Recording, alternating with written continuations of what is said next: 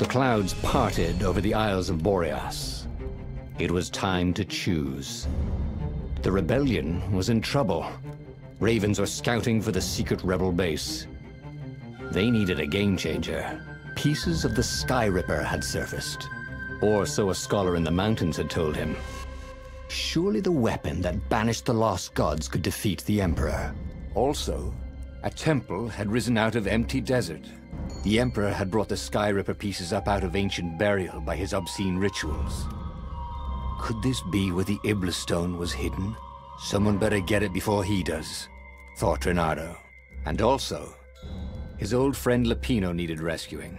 Of course, Renato had a pretty strong suspicion that Lapino had betrayed the rebellion. But could Renato really leave an old friend to the Ravens?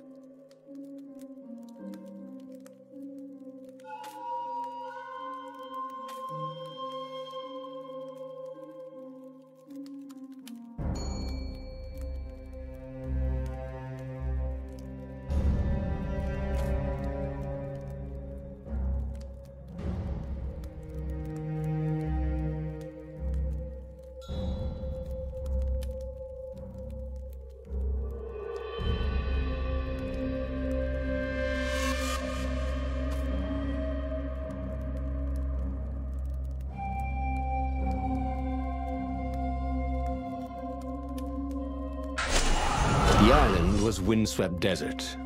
No one went there except ostriches and ostrich hunters. The Iblis stone.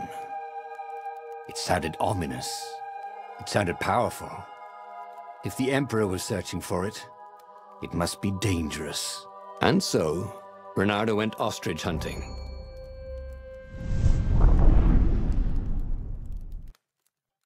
Every child could sing verses about the Sky Ripper. But ancient codices held hints of other things. A stone that ate souls. A ruby that drank blood. A jewel only a righteous man could give away. Were all these things the Iblis stone? Long hidden in a buried temple? Another ancient item that was only resurfacing now? Drawn up from the deeps by the Emperor's horrific rituals?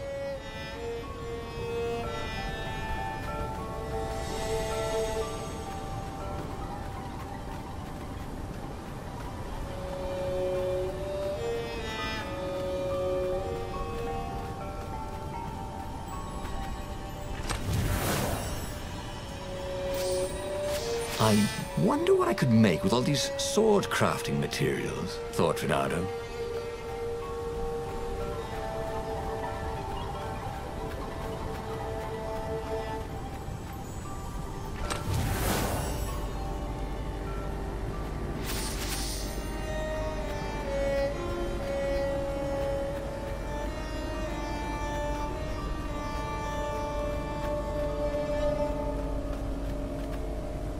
A crafting bench. Renato wondered what he could make with it.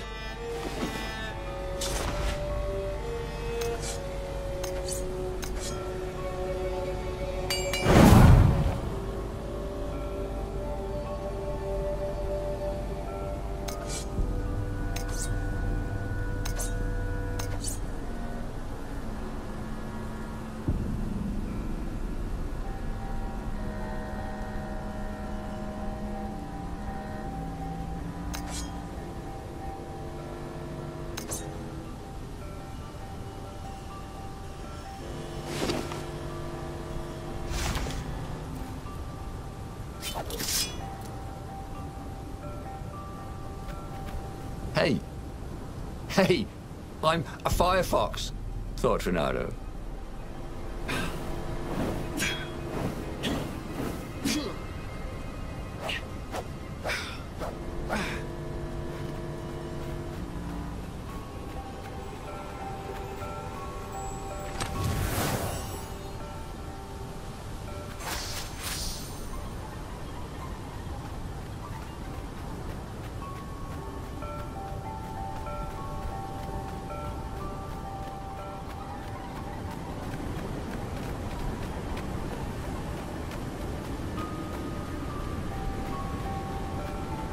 Renato distrusted doors that opened automatically, especially after being buried for millennia. Was this some sort of trap?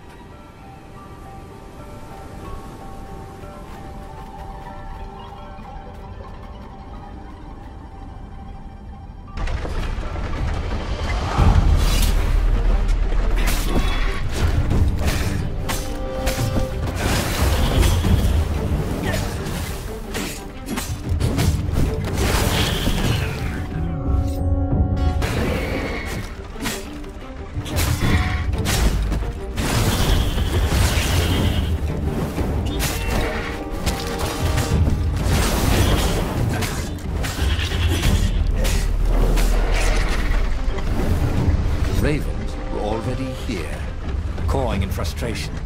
They were still searching for a way in. Good. Then he hadn't come too late.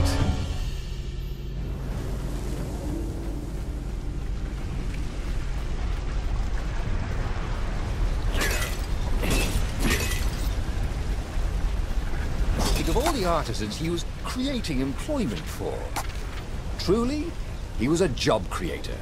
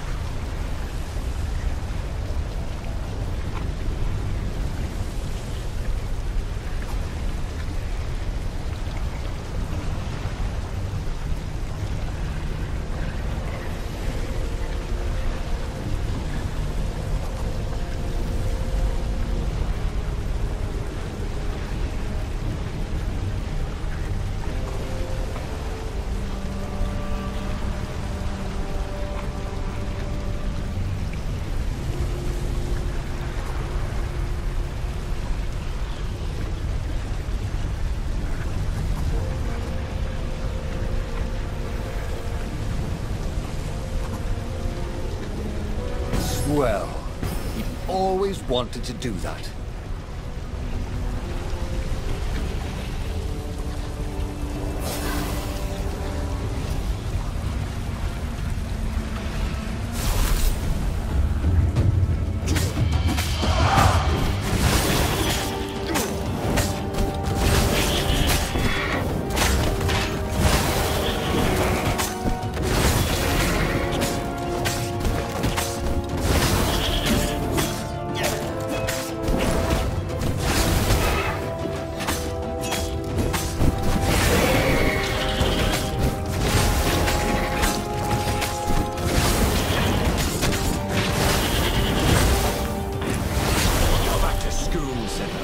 In your next life.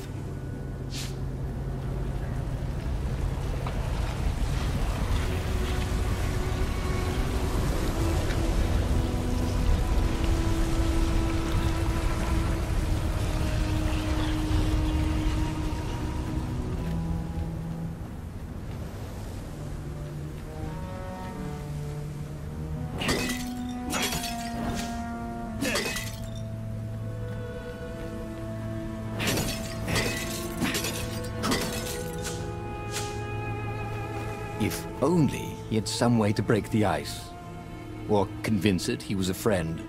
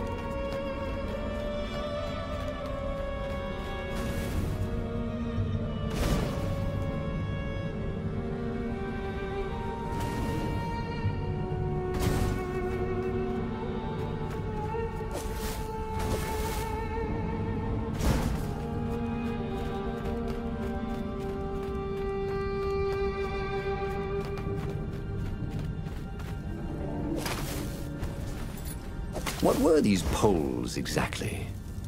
Parking meters from the time of the lost gods?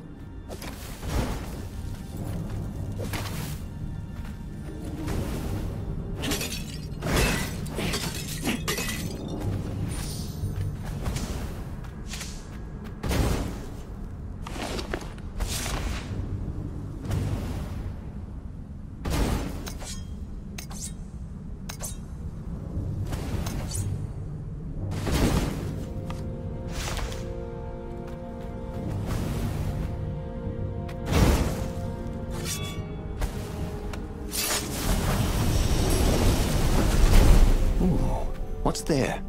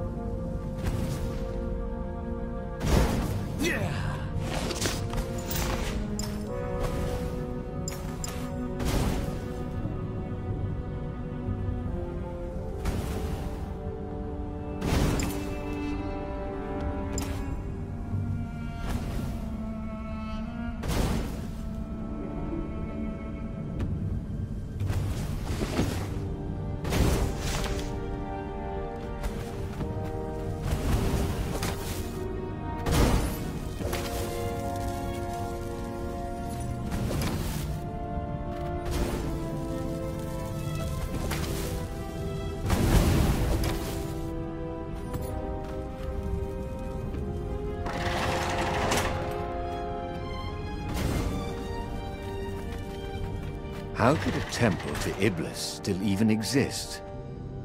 The Transcendent Emperor had destroyed all the shrines of the lost gods after exiling them. Had it been buried in that long-ago battle? Or had Iblis foreseen his fate and hidden it from his enemy?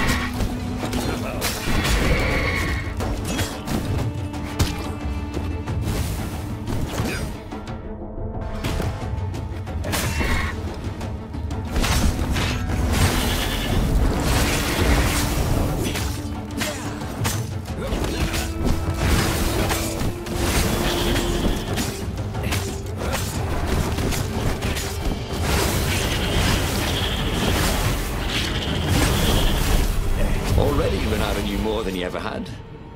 But about what?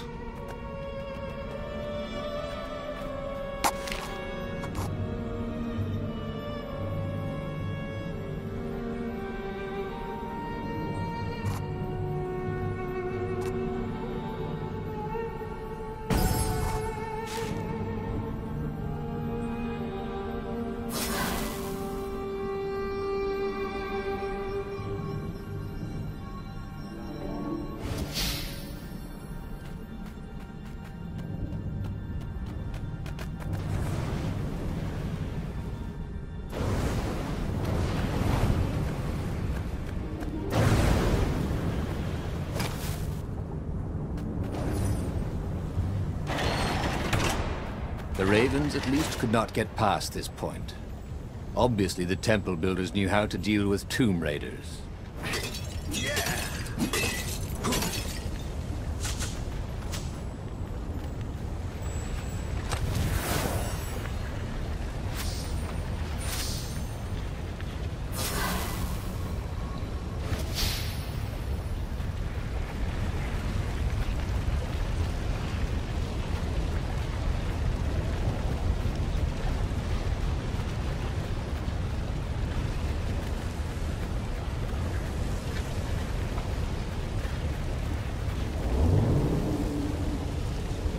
The platform used a hybrid propulsion system fueled by anti-gravity and wishful thinking.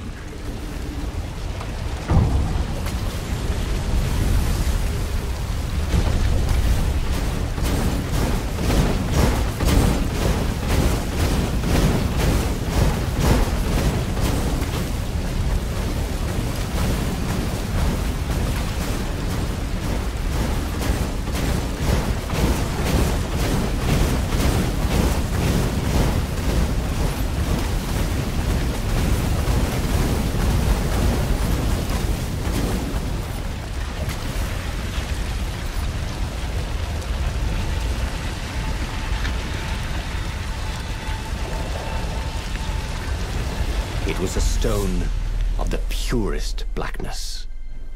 It reflected no light, like a void made solid. Nervous, he picked it up. I can make you mighty. Who said that? Give me blood. It was the stone. Eager, thirsty. Kill the Emperor's daughter.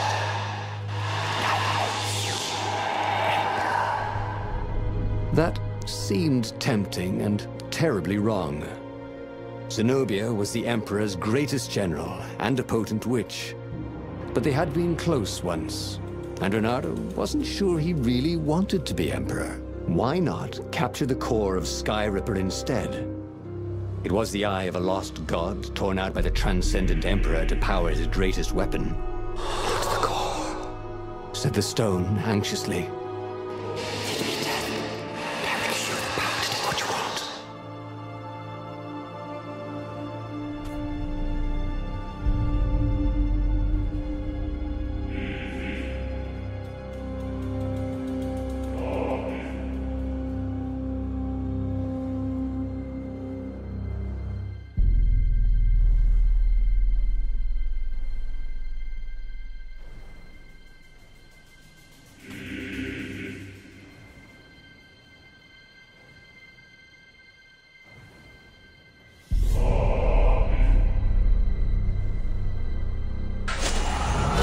Listening to a talking rock?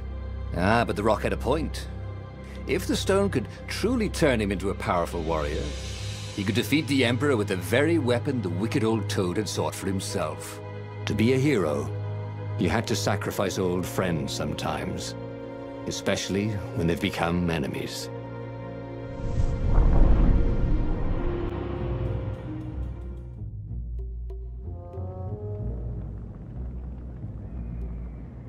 As he placed the impossibly black crystal in his gauntlet, Renato had a sudden vision. Charred fields covered in dead ravens below a black sun. Was it the time of the lost gods before the Transcendent Emperor? Was it the future? Feed souls, it whispered. Take the power. He could feel the stone's hunger for souls, its thirst for blood. All right, I get it. This was going to be interesting.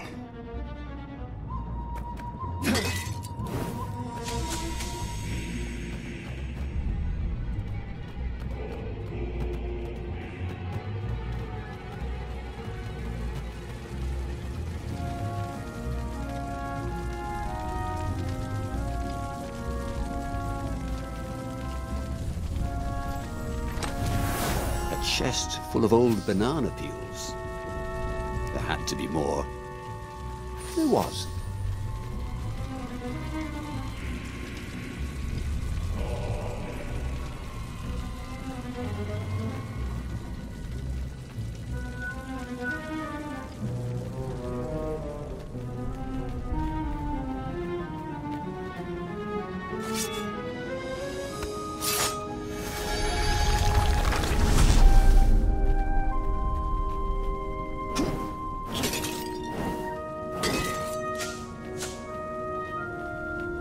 Once, he'd found a Superman issue #1 in mint condition in a jar he'd broken. He planned to keep breaking things until he had the whole series.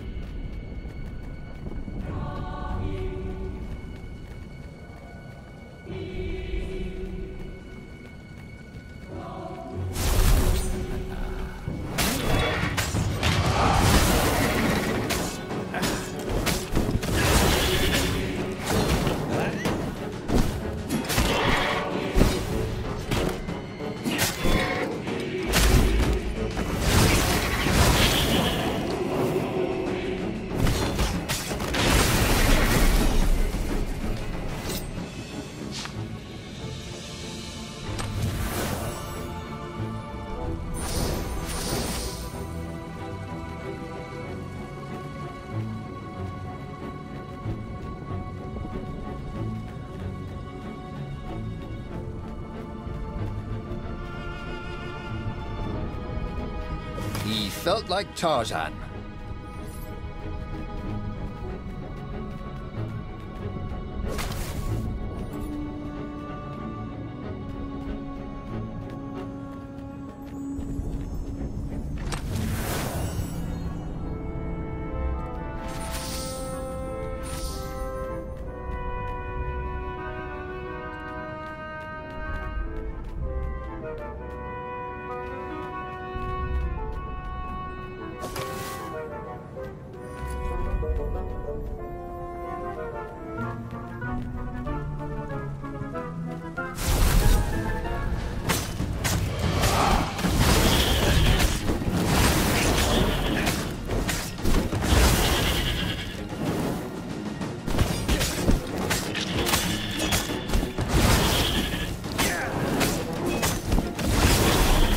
The ravens on Zenobia's island were no match for Reynardo. They screamed as the stones sucked out their souls. And with each death, he felt stronger. Take the power, the stone told him.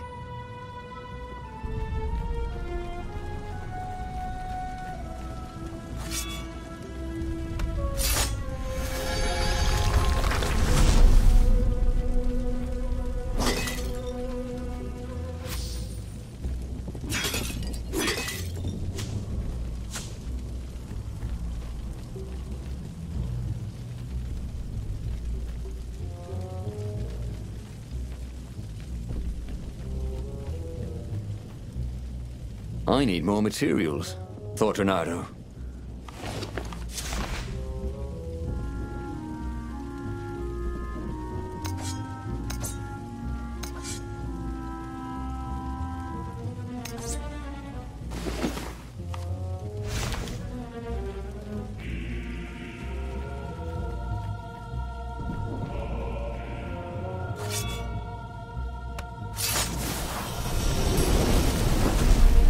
I wonder what happens if I go that way.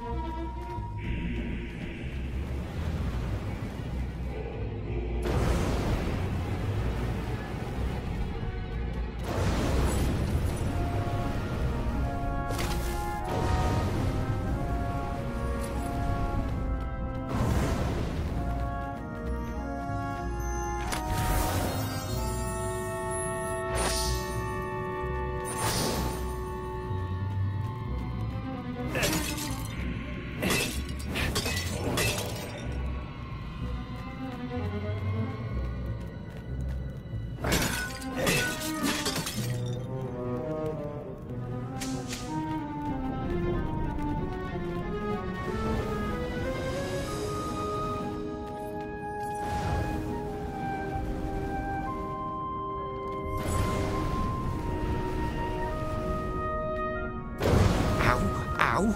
Ow! Ow! Ow!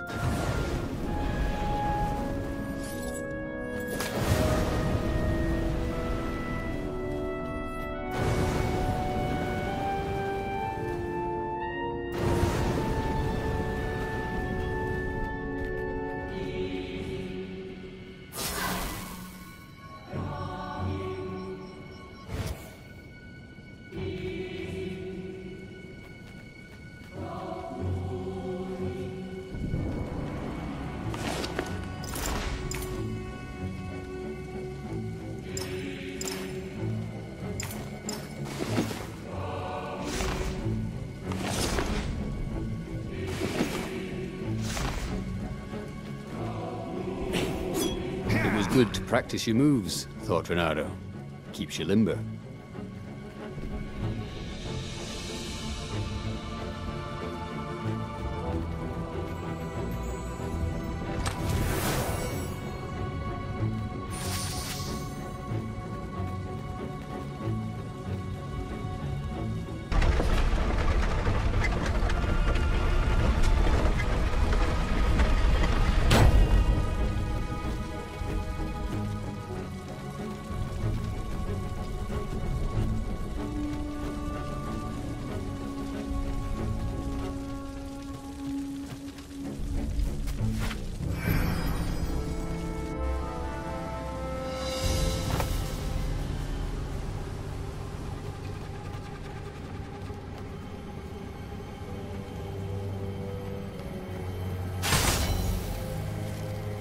are you looking at? Oh, right. No one.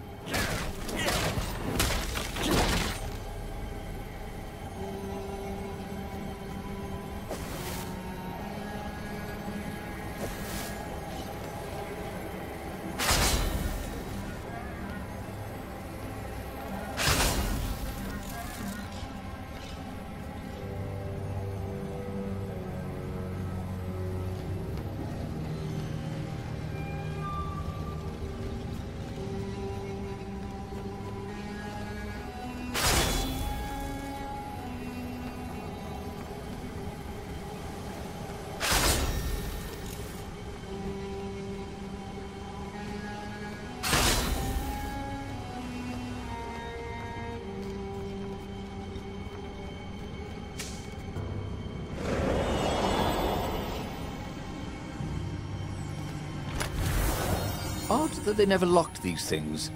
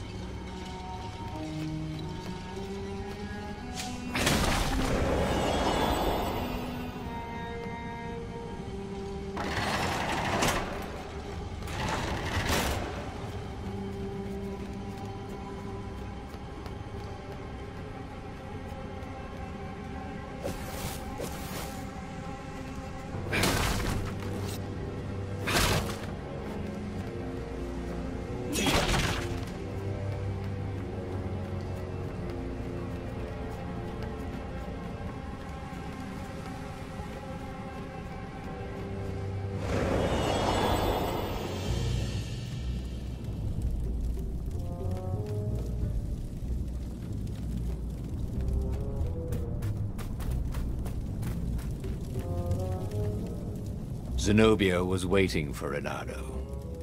She was alone, confident as always. Fire danced at the tips of her claws. Are you here to surrender? She seemed as cocksure as he felt. But she didn't know he had the stone. And I've missed you too, love. He chuckled. She spotted the stone and bolted without another word.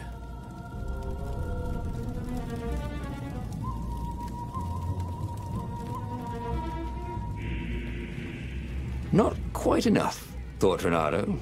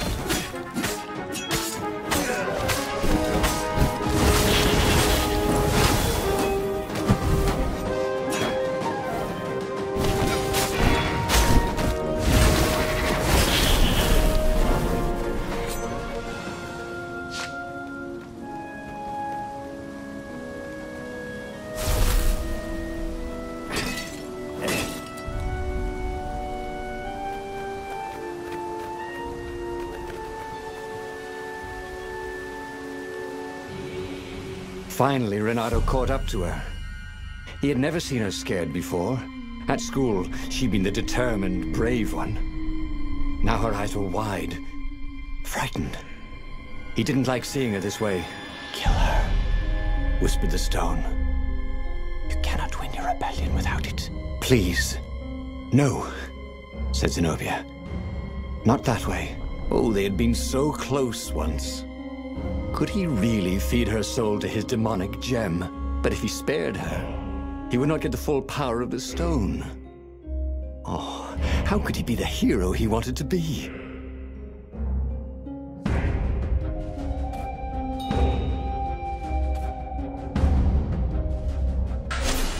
Renato hesitated.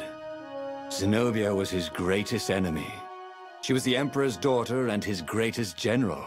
and the single person Renato least wanted to remove from this world. Especially that way. She was holding her arms out before her, hands fluttering, fending him off with hopeless urgency. Nope. She was weaving a spell. He couldn't move. "This thing is evil," she said. She slid the Iblis stone out of its slot in his gauntlet and slipped it into a bag. "Maybe we can learn from it." She eyed him with a strange, wry, apologetic look. "I missed you too." And before he could move again, she was gone. Learn from the Iblis stone? What did that mean? Would she take it to the palace or to the observatory on the Nexus? If she thought it was evil, she wouldn't want it in the palace. Maybe I can outrace her to the observatory, thought Renato. Cats can run faster, but foxes can run longer.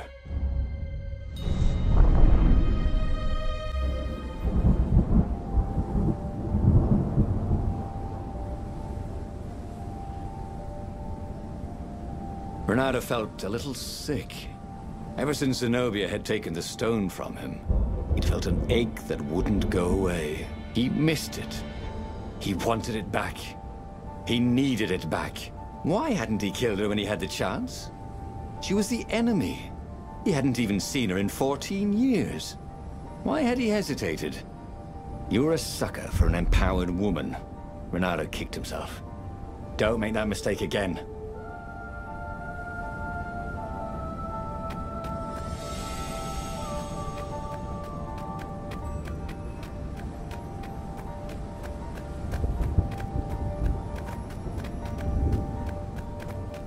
Renato, smash!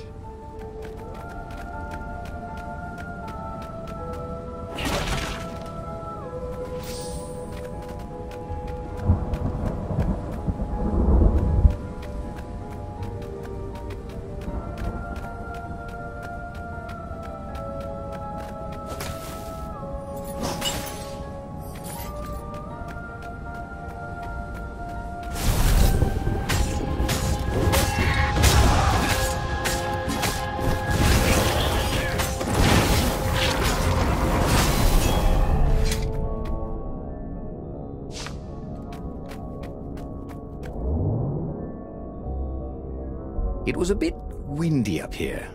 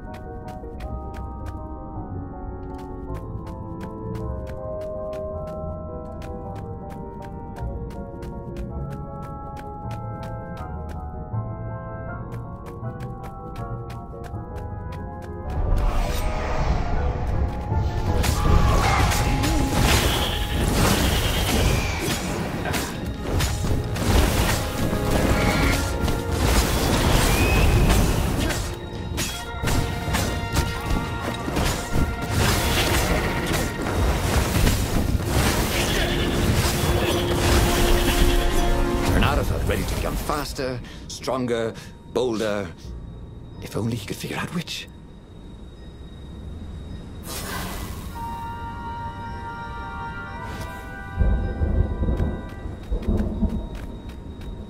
Zenobia thought the stone was evil. Was it? He longed to have it back. He'd felt so good killing ravens with it, and yet he'd felt unclean ever since he'd touched it.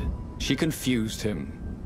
She'd made him want to be a better fox, and then she'd abandoned him, never telling him she was the Emperor's daughter, never contacting him since. Well, who was she to tell him the stone was evil?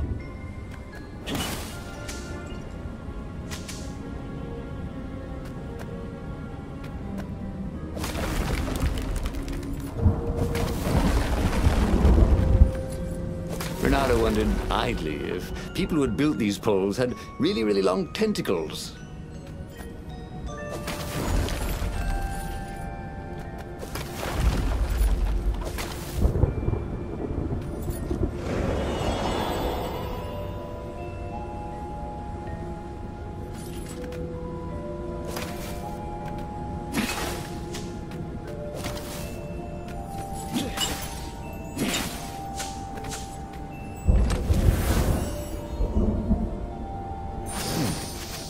Get all the ingredients for a pretty nifty sword.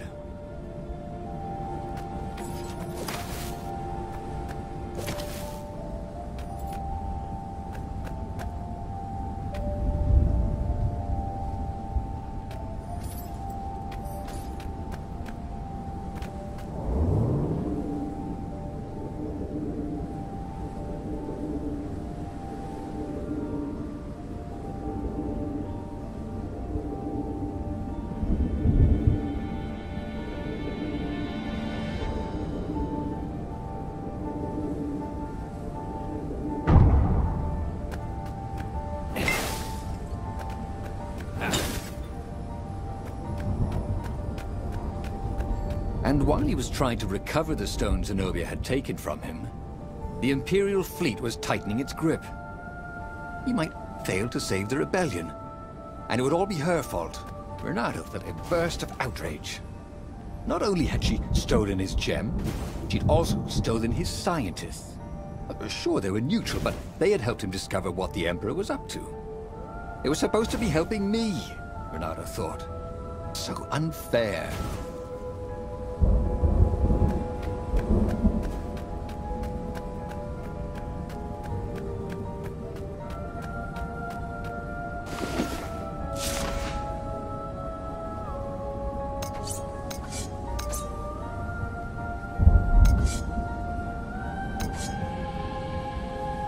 This sword from the frigid north was really useful for making popsicles and birdicles.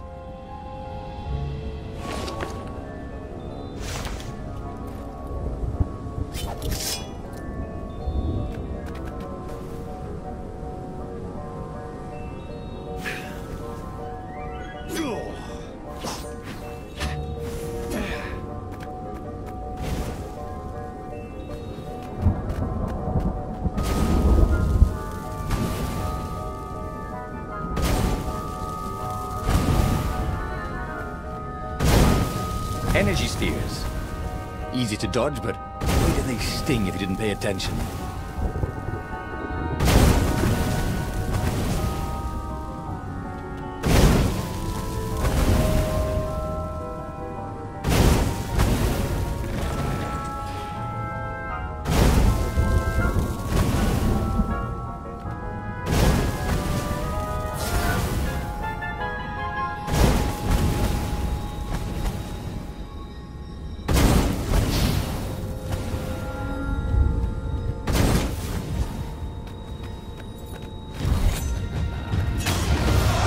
Some people were just liable to explode if you upset them.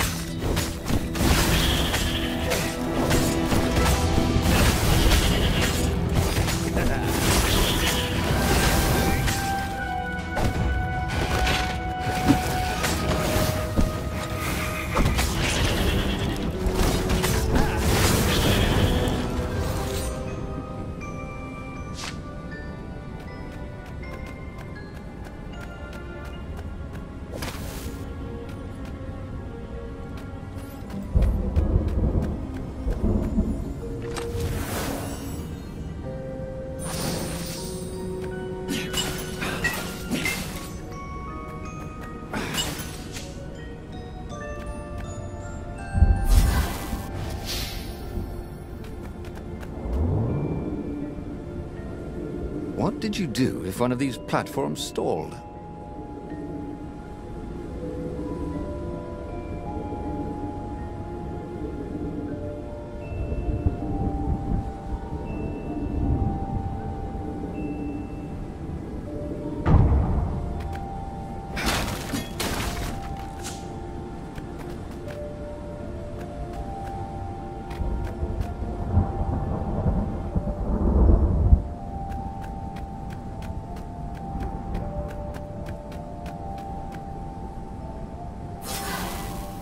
Sharp?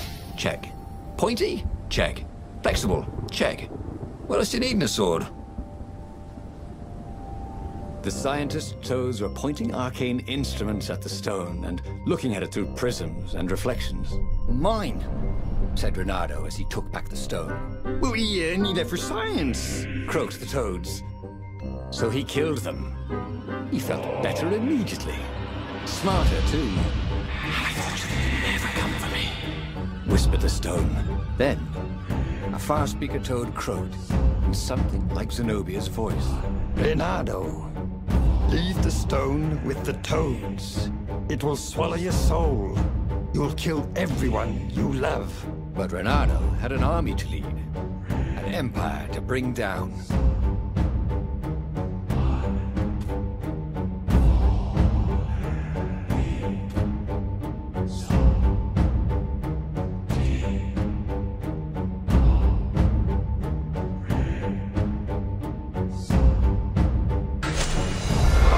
Fight this thing.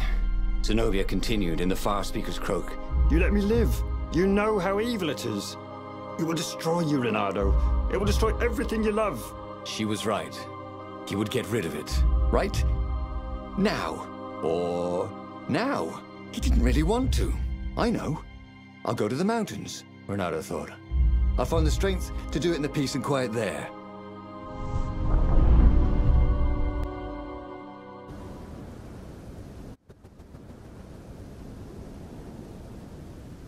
As the Farfarer landed at the foot of the mountains, Renato was surprised to find Lapino there. What are you doing here?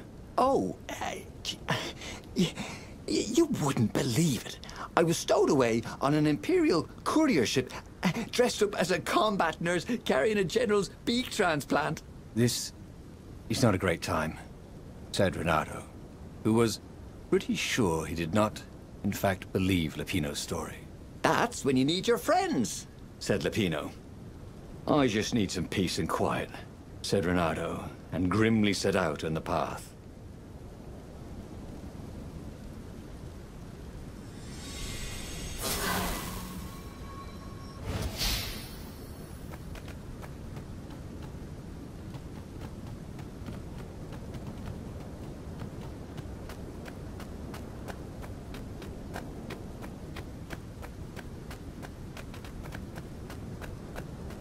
Renato wondered if his future self had commissioned these poles.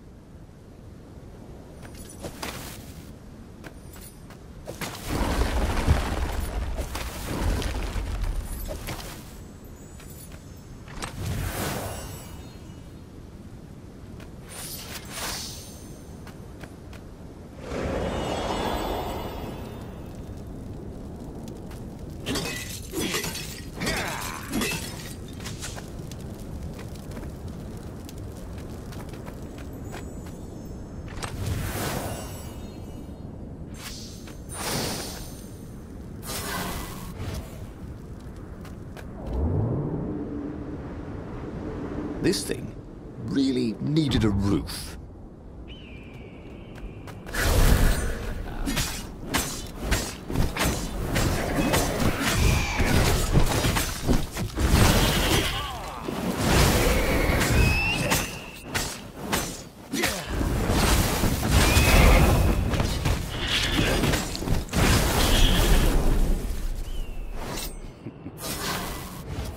Renato told his friend how he had slaughtered the toads, and how he had nearly slain Zenobia.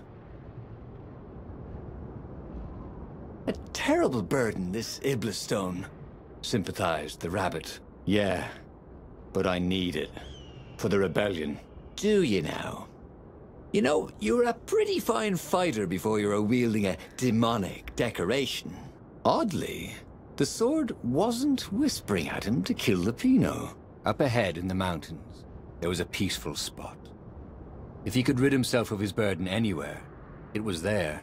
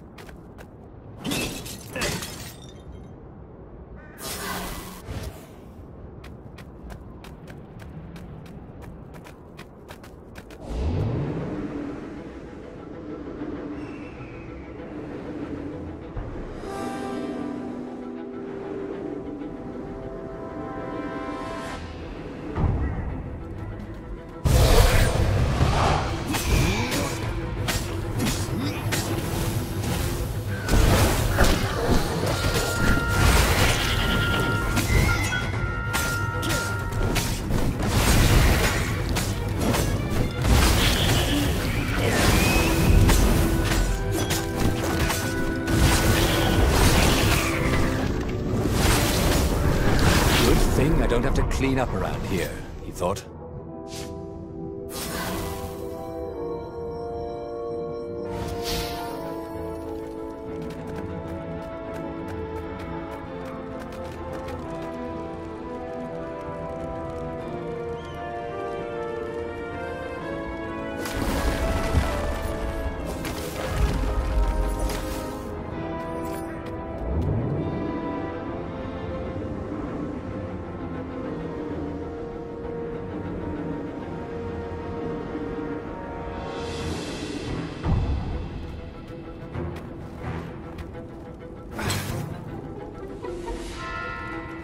Nada had been the terror of the sandcastles when he was two.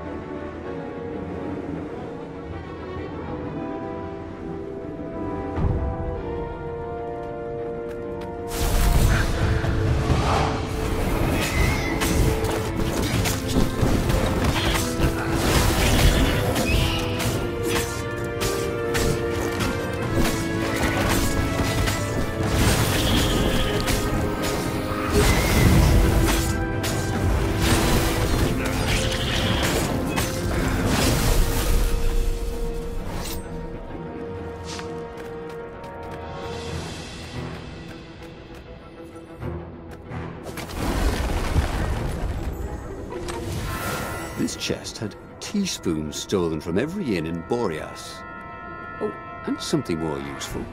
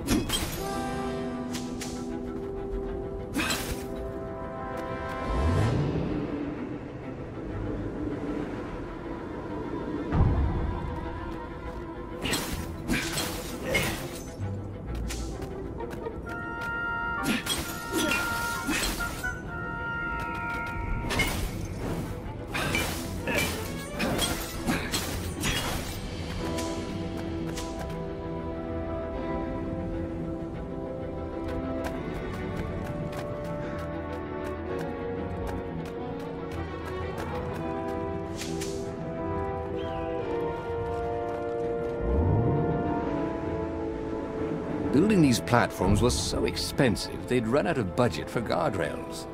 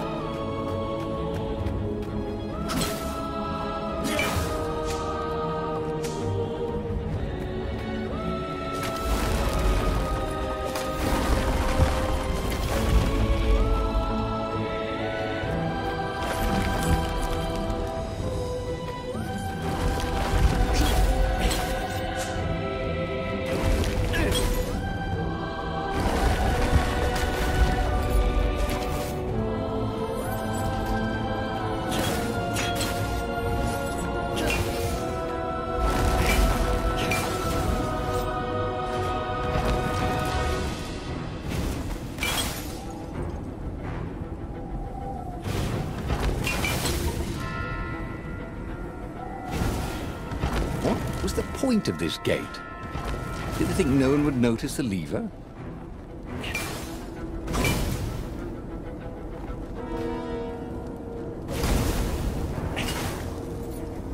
Renato thought it would make a difference, snatching the Iblis stone before the Emperor could get it. And it would destroy him. Zenobia and Lupino, they were both trying to save him. Peace. That was what he needed.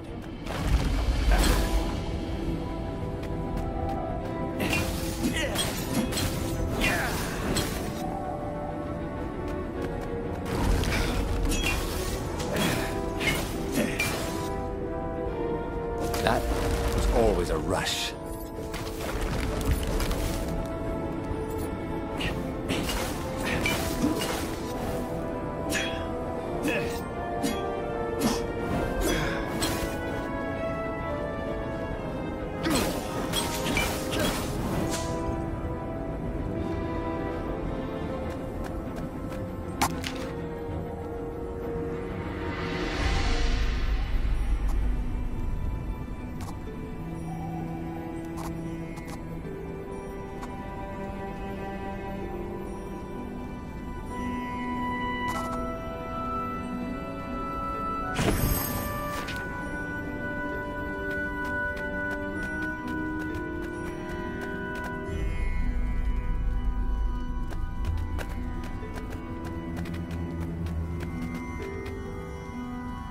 So much for peace and quiet. There was Lupino. Again. You're stronger than some dumb rock, Lupino said. Let's just bury it, and no one will ever find it again. Renato could feel the spirit energy of all those dead ravens inside him, pecking away. The rabbit was right. Even if the rabbit was a traitor, he was still right. He tore the Iblis stone from his gauntlet and threw it into the hole Lupino had dug. The stone was silent. Probably sulking. Now whoop those Imperials, said Lupino. Are you coming? Ah, no, I can't come with you. It's my old injury, you know. Recently, it's been acting up terrible. I'd be no use to you at all. So Renato boarded the Farfarer alone. Renato felt lonely on board the Farfarer. How could his old friend Lupino, miraculously escaped from the Empire, leave him to face the final battle alone? Well, he'd abandoned Lupino before, hadn't he? It was only fair. And of course he felt lonely. He'd given up the Iblis stone and all the souls he fed it. Of course he felt alone. But he had done the right thing. It had been hard to do, but there was no better feeling than that. Zenobia would be so proud of him.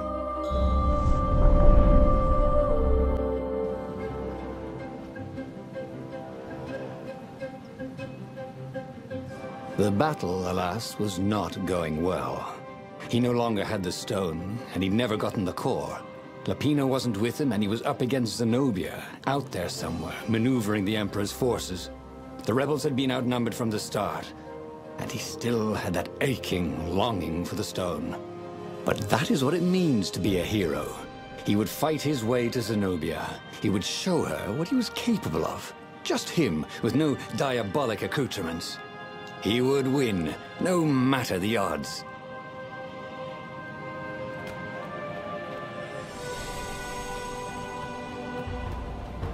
I need more materials, thought Renato.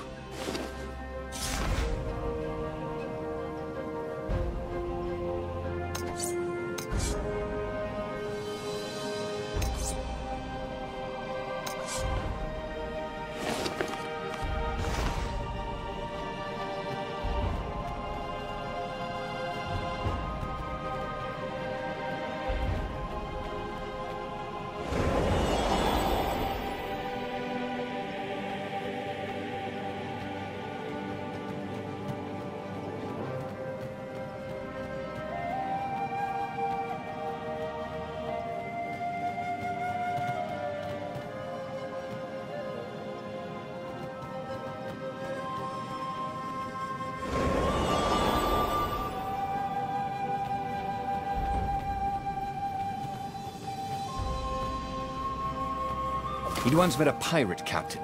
He used hooks to get around his ship. Oh, what was his name again?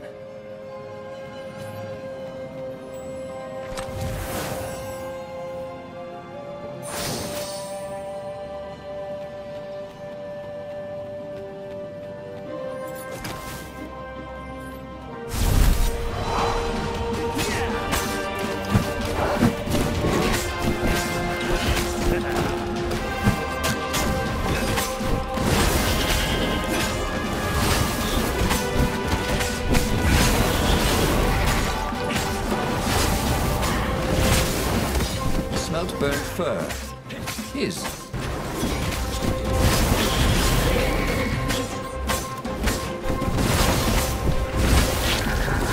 Next time, bring more birds.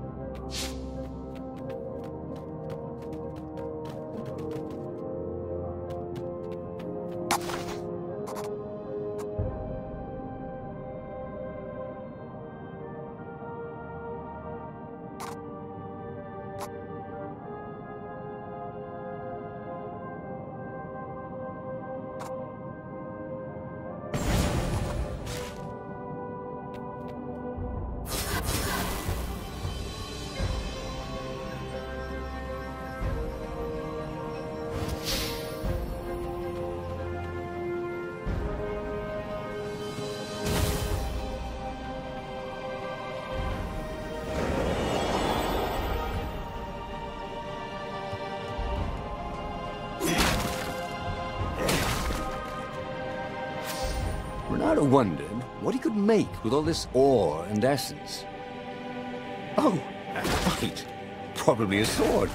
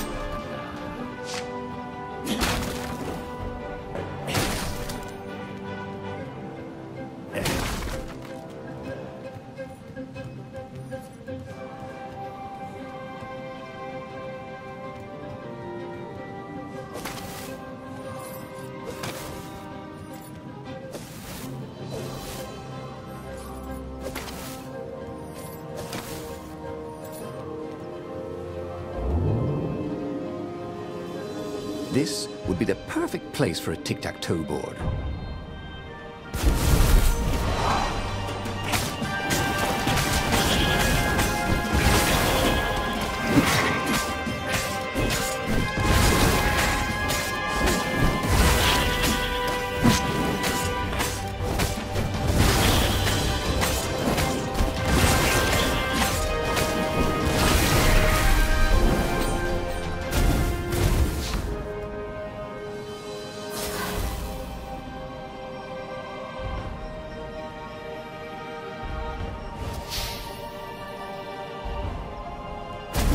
Yes, that was it. Pirouette, slash, parry, dodge. Renato had never done such good work in a fight. He wished the poets were allowed to sing of his exploits for his old age. Maybe he wouldn't have to kill Zenobia. Maybe he could defeat her and take her prisoner. Then he could turn the tide against the Emperor. If she wasn't crowned princess, once this was all over, she'd have more time for him, right?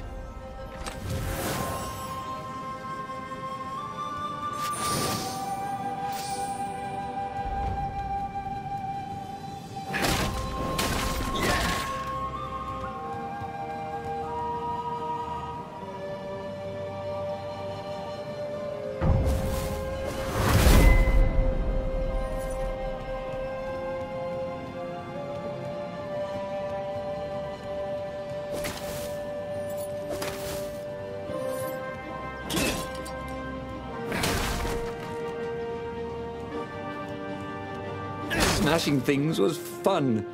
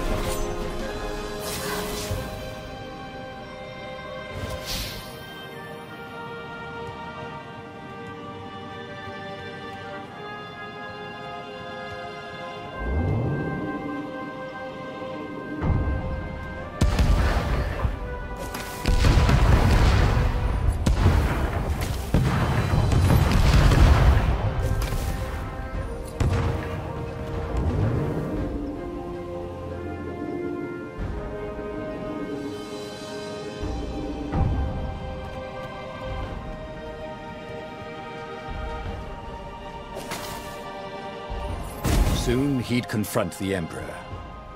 Funny that this whole war had come about because the Emperor feared death. And now it was coming for him.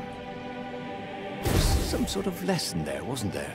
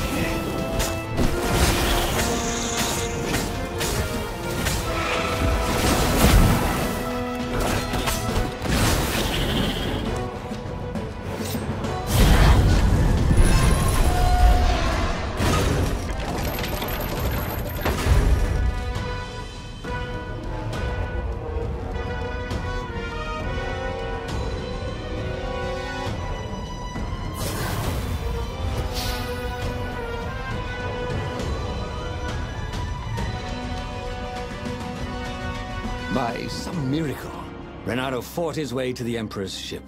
He was exhausted, bleeding, but he'd found the strength to reject the stone. Zenobia came out of the ship. "Renato!" she shouted, and then she fell down and died. Lapino was behind her, wielding a sword that seemed to suck all the light out of the sun. "You idiot! You threw the stone away!" cried Lapino. "You said it was evil." "It hates sanctimonious prigs like you," laughed Lapino. "We're having a grand old time." Renato turned and ran. But no matter where he ran, Lapino jumped in front of him until Renato was cornered. That boy could hop. "You wouldn't do this to an old friend, would you?" cried Renato. "You mean this?" said Lapino as he slid the sword into Renato's guts. "Damn it! Again!" Renato stared at the book. He was still alive. Again. And still only flying away from burning Ubar. Had he lived that adventure? Or only dreamt it? Had he really died?